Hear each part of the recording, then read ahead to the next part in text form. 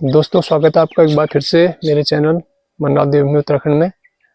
दोस्तों आज इस वीडियो के माध्यम से आपको बताऊंगा सर्दियों के सीज़न में, ख़ासतौर पर दिसंबर जनवरी में, और अपने मधुमक्खियों पालन जो व्यवसाय है उसको आप किस तरह से व्यवस्थित रख सकते हैं, और इस सर्दियों के सीज़न में आप किस तरह से उसकी खास तौर से देखभाल करते हैं।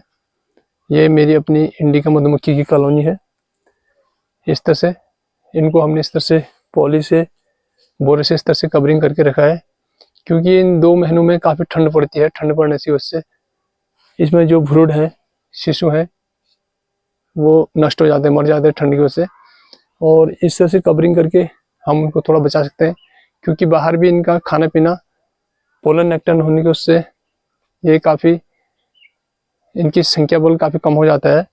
और इस तरह से और इनको हम एक अपना कृत्रिम रूप से चीनी का घोल बना के, चाशनी बना के देते हैं हफ्ते में 1 से 2 बार, और ताकि ये बचे रहें जब तक का इनका अपना बाहर मौसम सही नहीं हो जाता है, फ्लावरिंग नहीं हो जाती है और इनको अपना खाना पर्याप्त मात्रा में मिल नहीं जाता है, तब तक का इनको खासतौर पर विशेष ध्यान रखनी पड़ती है।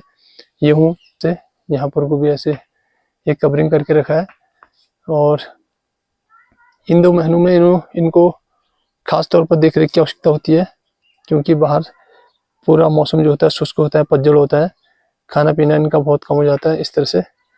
और आज मैं आपको बताऊंगा इस वीडियो के माध्यम से कि किस तरह से इनका हम इन सर्दियों के मौसम में विशेष तौर पर ध्यान रखते हैं।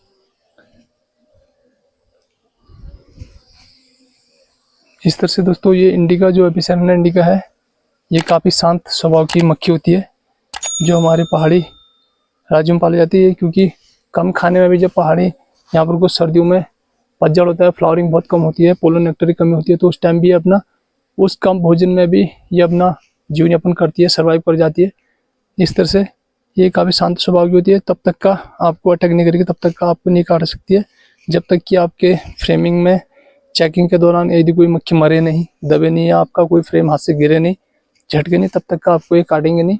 एकदम शांत स्वभाव की मधुमक्खी ये मानी जाती है, ये इंडिका। इस तरह से दोस्तों एक पूरे कॉलोनी में एक रानी मधुमक्खी होती है। यदि कोई रानी मधुमक्खी आपको दिखती है, मधुमक्खी में दिखती है, तो आपको दिखाऊंगा इस तरह से, क्योंकि ये हज़ारों की संख्या में ये जो श्रमिक मधुमक्खियाँ होती है, कमेरी मधुमक्खी कहते हैं, उनके बीच में एक ही रानी मधुमक्खी होती है। उस रानी मधुमक्खी के एक विशेष प्रकार की इसमें गंध होती है, उस गंध से ये उसके साथ लगे रहते हैं। आपको दिखाता हूँ एक एक करके इस फ्रेम को कि कौन से फ्रेम में हमारी इसमें रानी मधुमक्खी है। जब तक दोस्तों इस कॉलोनी में रानी मधुमक्खी होगी, तब तक का ही ये जो वर्कर जो मधुमक्खी हैं, वर्कर बी हैं, तब तक कि आपके इस बक्से में रहेंगे। और जब किसी कारणवश एक्सीडेंटली रानी मधुमक्खी मर जाती है, या किसी कारणवश आपके बक्से में कोई बीमारी लग गई, तो ये मधुमक्खी यहाँ से भाग जाती हैं छत्ते छोड़ के। और रानी मधुमक्खी यहाँ से अगर आउट हो गई, बाहर निकल गई, तो ये सारी जो सैकड़ों की संख्या में, लाखों की संख्या में इसमें मधुमक्खियाँ ये भी बाहर निकल जाएंगी। इस तरह से आपको महीने में 1 या 2 बार इसका विजिट करना होता है कि इसमें किस तरह की कोई वायरस तो नहीं है, कोई बीमारी तो नहीं लगी है। और ये मेंटेनेंस इसमें ज़रूरी है यदि आप एक मधुमक्खी पालक हैं। इस तरह से दोस्तों इसका एक कॉलोनी में 7 से 8 फ्रेम होते हैं। और अभी हम फरवरी लास्ट से, जिसमें पोलन नेक्टर बाहर फ्लावरिंग होती है, पोलन नेक्टर मिलने लग जाते हैं और ये अपना हनी कलेक्शन का काम शुरू करने लग जाते हैं, तो उस टाइम हम इसमें सुपर लगाते हैं। और ये तो अंडकोश होता है इसका, ये बक्सा है, ये हमने ठंडी की वजह से अब इसको इस तरह से कवर करके रखा हुआ है। और जैसे गर्मी शुरू होती है मार्च के बाद हम इसमें सुपर लगाएंगे। और सुपर में ये अंडकोश होता है, जहाँ पर इसका अपना खाना होता है, और ब्रूड लार्वा अंडे इसमें रहते हैं। और सुपर जो दूसरा बक्सा इसके हाफ इसके ऊपर से आएगा, उसमें शहद जमा होता है। इस तरह से दोस्तों मैंने आपको बताया कि एक बक्से में एक जो होती है रानी बी होती है, रानी मधुमक्खी होती है। इस तरह से आपको दिखाता हूँ, ये आकार में जस्ट जो रानी कमेरी मधुमक्खी होती है उससे बड़ी होती है, यह है रानी मधुमक्खी। क्वीन बी जिसे हम कहते हैं, ये पूरे छत्ते में इस तरह से घूमती रहती है। और इसके पास इसकी एक खासियत होती है, इसके पास अपना डंक नहीं होता है। जब ये काटती भी है इसका कोई नुकसान नहीं होता है, क्योंकि वर्कर बी जो होते हैं इनके पास होता है डंक, काटने का डंक होता है। और जो रानी मधुमक्खी होती है काफ़ी शांत स्वभाव की होती है। जब मैं इसको देखना चाह रहा हूँ ये छुप रही है कहीं किनारे किनारे। इस तरह से आपको फिर से दिखाने की कोशिश करूँगा। इस तरह से ये जो वर्कर बी होते हैं उसके झुंड के बीच में रहती है, और इसके दाएं बाएं पूरे जो वर्कर मधुमक्खियाँ होती है घूमती रहती हैं इस तरह से। ये पूरे छत्ते में अपनी एक विशेष प्रकार की गंध निकालती है, और जिसके उससे सारी मधुमक्खियाँ बक्से में रानी मधुमक्खी का होने का एहसास होता है और उससे लिपटी रहती है इस तरह से। अभी आपको दिखाते हैं एक बार और, यदि नज़र में आ जाती है।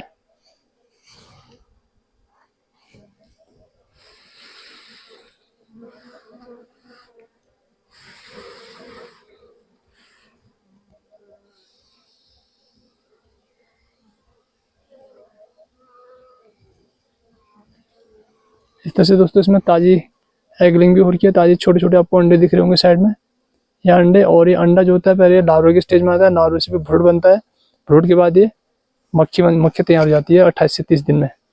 और 2 से ढाई महीने के समय में ही दोस्तों इस मधुमक्खी का जो रानी में ये कमेरी जो श्रमिक मधुमक्खी है इनका जीवन चक्र होता है 2 से ढाई महीने के अंदर अंदर दोस्तों ये पूरा अपना काम करके प्रोग्रेस करके ये नष्ट भी हो जाती है। और इसी तरह जो रानी मधुमक्खी होती है एक डे में अपने आवश्यकता अनुसार देखते हैं कि बक्से में हमारी कितनी गुंजाइश है, कितना स्पेस खाली है, उस हिसाब से 1000 से 1500 तक के अंडे प्रतिदिन ये एक रानी मक्खी देती है।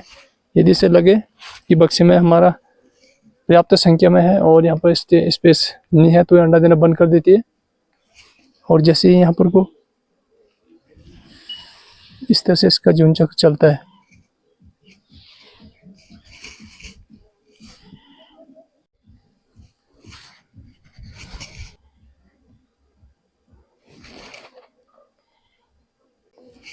इस तरह से दोस्तों आपको इस कॉलोनी में से एक नया जो खाली छत्ता इन्होंने अभी भी तैयार करके इस तरह से भी दिखाते हैं आपको।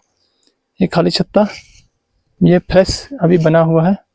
इसको मैंने हाफ इसमें जस्ट इतनी मोम शीट तैयार की थी और ये अभी फरवरी का महीना है। फरवरी के स्टार्टिंग में इन्होंने नया छत्ता तैयार कर दिया इस तरह से। इनको जो भी बाहर से कलेक्शन इनका रॉ मटेरियल मिला दोस्तों, इसके बारे में कहा जाता है ये मधुमक्खी ये जो छत्ता तैयार करके है भी एक मोम से तैयार होता है। ये भी मोम वैक्स से होता है मोम। ये जो मधुमक्खी हैं जो श्रमिक मधुमक्खी हैं विशेष अभिक्रिया से इसको तैयार करती है।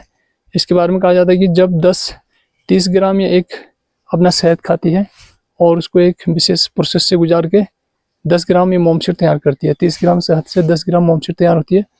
इस तरह से अब ये फ्रेश बना है और इसमें आने बाद मधुमक्खी अपना एगलिंग करेगी, ताज़ा अंडा देके इस तरह से अपनी कॉलोनी डेवलप करती है।